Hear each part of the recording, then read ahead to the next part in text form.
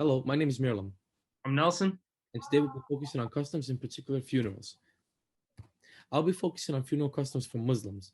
Muslims believe in Allah, which is their God, and they believe in a noble book called the Quran. The Quran gives their everyday teachings and how they're supposed to live life. In particular, it states about how they should do their funeral services. Muslims believe that once they die, they go to an afterlife.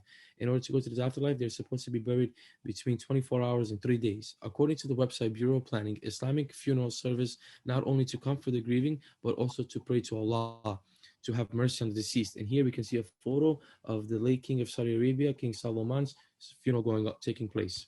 After this, the body is loaded onto a wooden plank that is carried from the mosque to the grave, which is usually a short distance. It's in a sheet, and everyone is supposed to partake in this by helping move the wooden plank from place to place. It is never to touch the ground. After that, the body is buried into a grave, and they put up a tombstone with the person's name and the crescent moon and star, indicating a person of the religion Islam. So I'm going to be talking about Dominican funerals and their culture. Dominican culture is heavily reliant also on Catholic culture, since most Dominicans are Catholic.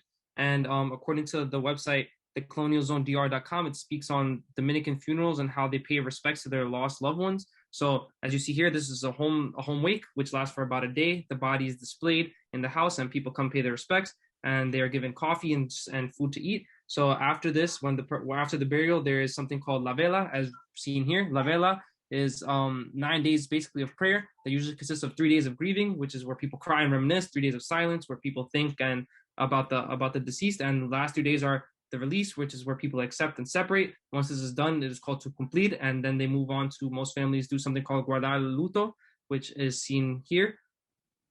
Next. So guardar luto basically means that the family of the deceased, they are not allowed to wear like colorful clothing for about a year. They usually wear only black, purple, and like white.